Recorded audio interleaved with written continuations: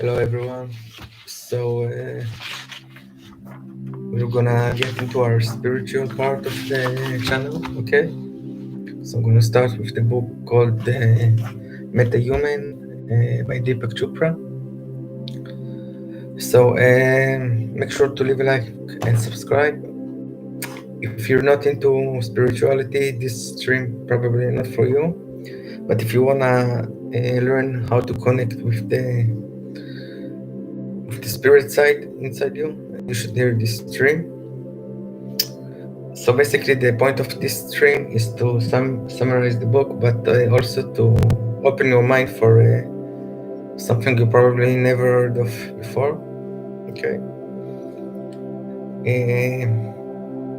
The practical stuff to do are inside the book. Okay. I'm gonna give an overview of the chapters, but if you want to really be awakened or something like that, you really the minimum thing to do is to buy the book and do the daily plan for a month in there, and it could help you realize the true reality. Okay, so I'm gonna begin. I know it sounds weird for many of you, but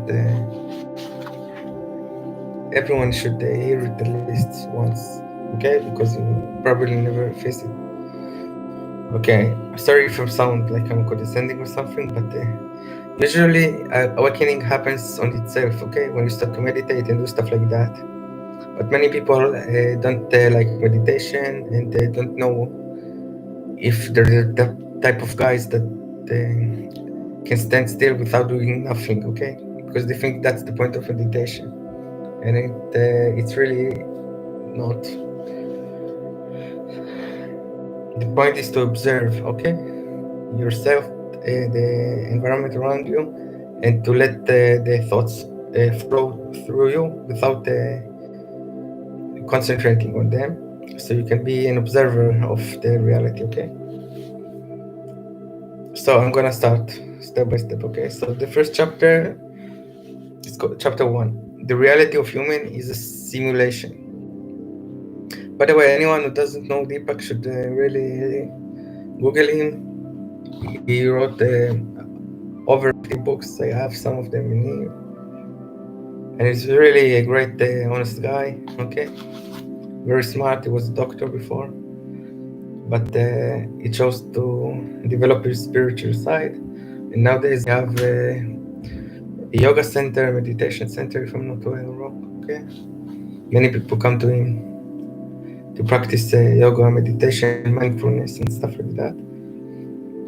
And he's a really great guy. So I'm gonna begin chapter one. The reality of human is a stimulation. Our apparent reality is a simulation. We apprehend reality through our senses, filtering, sorry, filtering the world through our capabilities to see, hear, smell, feel, and taste. What we feel through our senses isn't precisely a real reality, however, a sophisticated simulation. Okay, that's enough for the first one. I'm gonna move on. Chapter 2. We exist in a matrix of mental models that are produced by humans. So I'm guessing most of you have heard of it, but I'm gonna go into it anyway. Our mind-bent reality is made from all the thoughts and ideas that we filter through a difficult matrix of beliefs. This matrix assists us to organize and comprehend the world we live in. People have different matrices of beliefs and ideas, and therefore make totally different realities. So I think everyone can understand this one. I'm going to continue.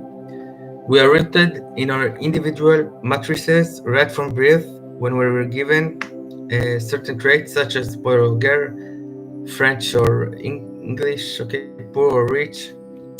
We hold on to these given traits and we shape our identities around them. Basically, it means the environment where you grow up, you embrace the beliefs of the environment, okay? Also, as we become old, we accumulate even more of them, coming to see ourselves as clever or senseless, extroverted or introverted, Republican or Democrat. These features are lenses that filter the manner we view the world.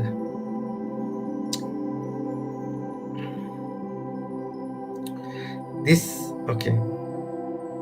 The models of mythology, religion, science, and technology, um, they are superimposed on reality. Okay. These mental frameworks might assist you to comprehend and organize our world. However, the reality is that they're also very limiting, obviously. To retain our maximum potential, we have to begin untying the threads of our mind-made reality and uncover the real reality that lies ahead. So, chapter 3. I'm sorry, I'm not getting into things, first of all, because I'm not an expert like him. So, you should read by the book, okay? He explains things beautifully there. Also, this book is very hard to sum up, okay? Because it gives a lot of examples and go into things that he studied for over, I don't know, I think 40 years, okay? So I'm not the guy to ask, but I want to open you up for this book, okay? Chapter 3, Pure Meta-Reality Occurs Beyond Our Perceived Reality.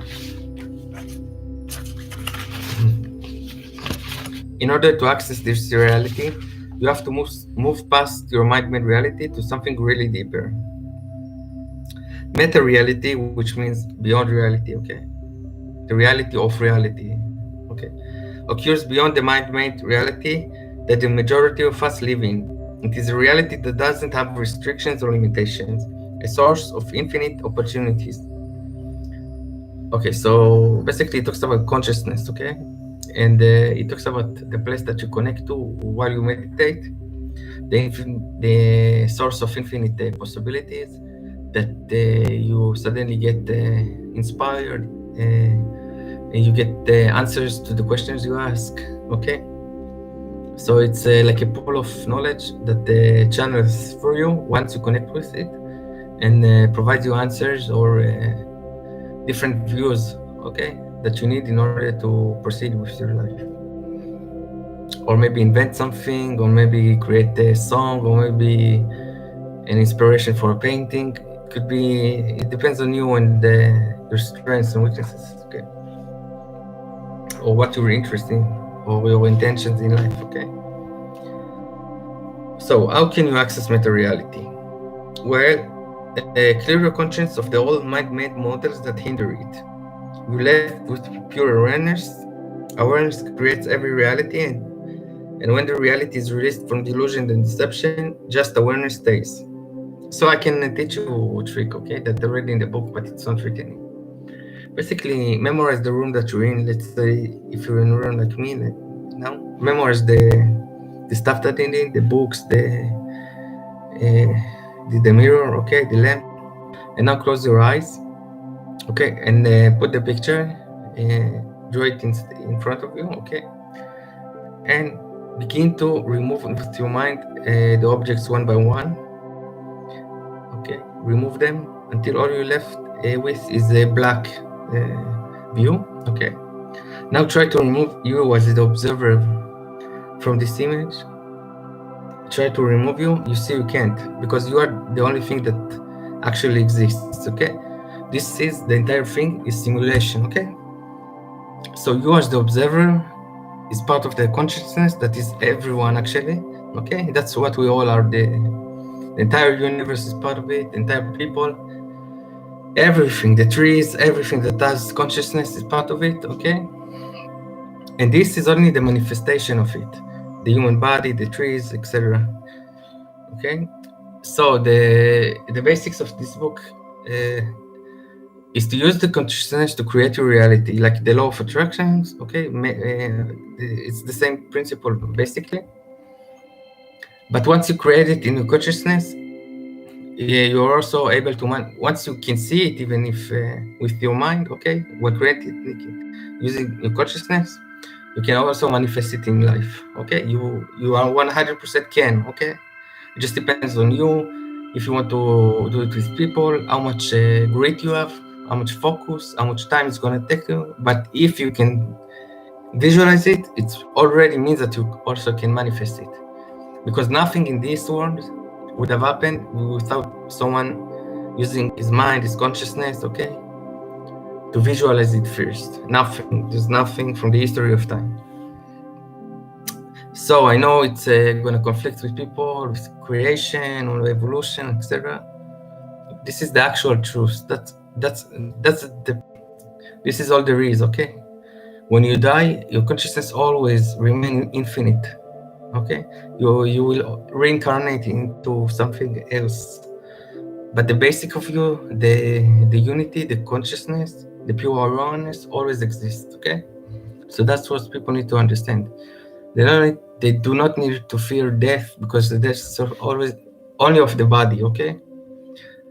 But the fuel, the spirit, the soul of it will remain infinite, okay? So you will reincarnate again and again. You already died like thousands of times before. You are an ancient creature, okay? That is the basics of the book, but I'm gonna. This summary is not accurate to the point of understanding this stuff. You can learn Buddhism, get into it. All there is I, okay? The non-duality of you can use the quantum physics theories to understand this stuff. You need to explore, okay? Be a seeker. Always look for answers.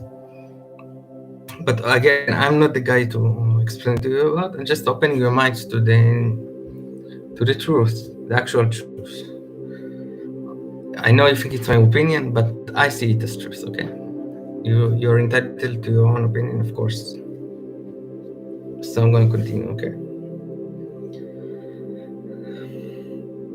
Okay, so meta-reality is pure awareness beyond the limits of and restrictions of daily perceptions. Meta-humans are already in existence. There are people, of course, you heard of them a lot of time. You can think of Mozart, okay? I'm gonna give you examples, of course. Chapter 4. Every one of us possesses the potential to become meta-human. So, Mozart intuitively made harmony from infinite variations of musical notes. Richard Feynman with physics saw the infinite massiveness of the universe and refined it into tangible scientific law. Bobby Fischer, the chess player, produced a winning approach from nearly infinite number of likely chess moves. All these people channeled infinity, meaning all of them access the infinite potential of materiality to be a metahuman.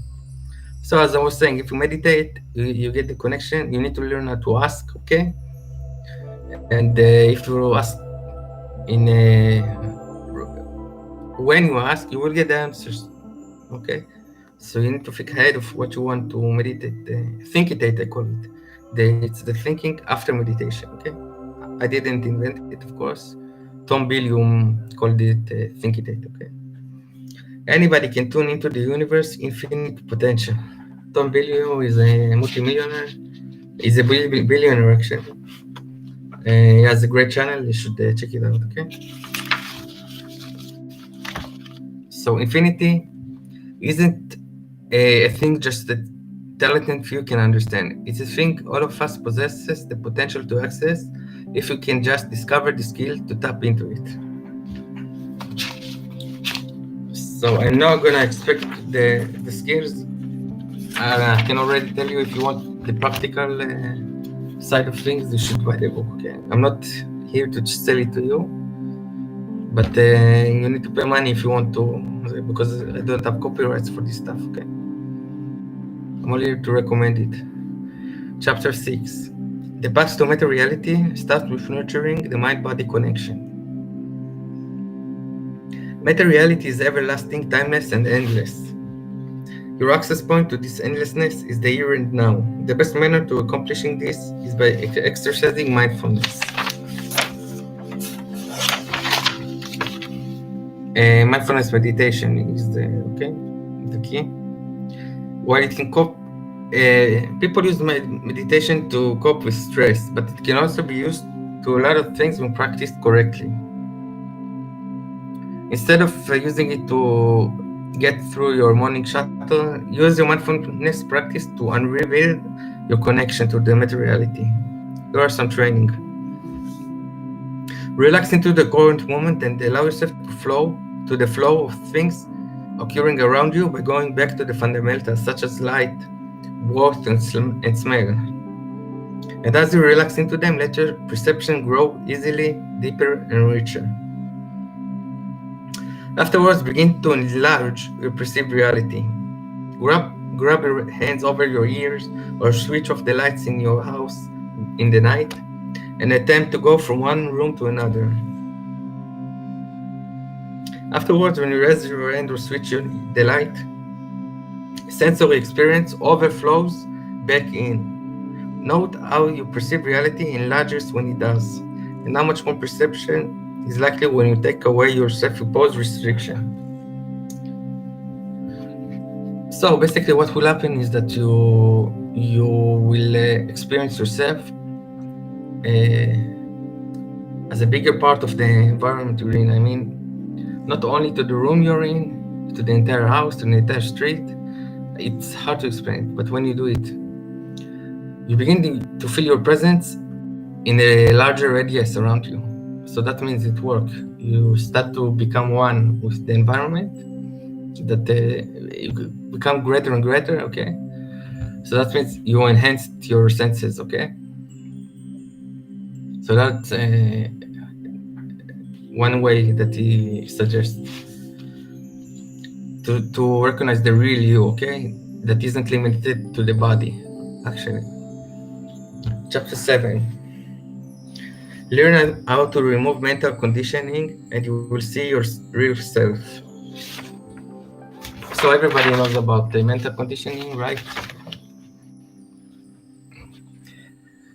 Okay, the human self is an infinitely huge immaterial experience. Still, our minds reify ourself into a fixed state, that of the body. Reify means it becomes physical, like the body, okay? The true self is infinite, immaterial, and constantly changing. Still, as we are present in the world, we accumulate fixed features that restrict our potential. Caught in a twisted network of views, social framework, mental conditioning, experience, and beliefs, our sense of self turns reified. Due to that, we turn down our real infinite potential. So you can think about the models like marriage, like a 9 to 5. All of these models that we've been programmed to think of from childhood, okay, that we were thrown into actually, okay, that everybody has to marry one man, okay, or one woman, or basically all the models that humans have invented, because none of it's real, okay? It's just I could say habits maybe that got adopted over time and time again by father, by son, by grandchild. Okay, so it becomes the reality of the newborn baby. Okay, so let's continue. Here is an easy exercise to assist you to begin removing the false description. You need to understand that the instance you're born, you go into a word that has been translated already for you, you take over the structure. That's what I said, okay? So I'm not going to repeat it. Okay, so you need to provide yourself the task of having one real thought. This is a good exercise, actually, because you will find that most of your thoughts are either borrowed from your parents, from your friends. You need to go to the truth of, is this the real truth or somebody told me that? You need to clarify if it's a fact or you bought into their opinions, okay? Okay. A thought that doesn't imitate a thought from either a book or a movie, a thought that doesn't develop from a memory, okay? A thought that emanates from deep inside the real self. This practice will reveal your eyes to the mental conditioning that restrict your consciousness. So, chapter 8, initiate your creative potential with consciousness. I know it's hard to this lecture, but be strong, okay? Because I think it's worth it. you get to remove a lot of obstacles from your subconscious right now, that you learn more about the real world, okay? During the course of human existence, a lot of people, uh, I'm sorry, creativity was unpredictable flash of inspiration that just showed for a lucky few. So that's people how people perceive the creativity, okay? In reality, the origin of creativity lies in meta reality, which is accessible to every one of us. When you get to a state of pure awareness, you start to see new methods in which reality can be shaped. Creativity happens when an unconventional knowledge of the universe shows in a physical state. A painting isn't different from the wish to paint or the knowledge of how to paint. These three things are all parts of the exact creative intelligence. So basically, it talks about manifesting, like I told you. So once it's in your consciousness, okay, it will. It already means that it can be manifested into reality at the same moment that you. Because if the thought appeared in your mind, okay, that means you can absolutely make it real.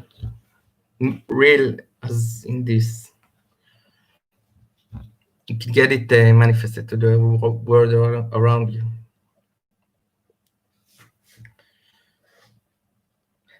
So here's a practice to get you begun. Think of a small object like keys, okay?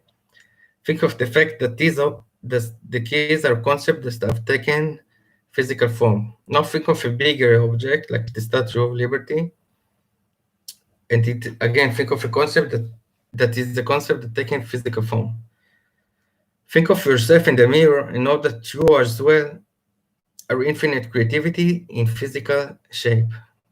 So there is a sentence that goes like, "We are not we are not spirits that having a human experience. We are I'm sorry, we are spiritual beings that having a human experience, not humans that having a spiritual experience." It's the other way around, but it's the same thing, okay? Basically, we are a spiritual being, okay, that having a human experience for a brief time, okay, and then we get again reincarnated and into maybe again humans, maybe something else, okay? Quickly, you will stop linking creativity with a form and begin tapping into creativity itself as its origin, meta reality. So the books have many more stuff. They have, yeah, it has a guide to show you how to be an awakened person, okay? A person to become awake. I recommend this book 100%. One of the most important books I've read, and I read quite a few of Deepak Chopra and quite more of Buddhism and consciousness and non-duality. Okay, and you should do, if you want to expand your mind, okay, into something new, you should totally read this. You won't regret it. Okay, it's tough one to finish from top to end because it's quite large, but it's worth it. Okay. So if you're passionate about it, go do it. So thank you for listening, and goodbye. Make sure to leave a like.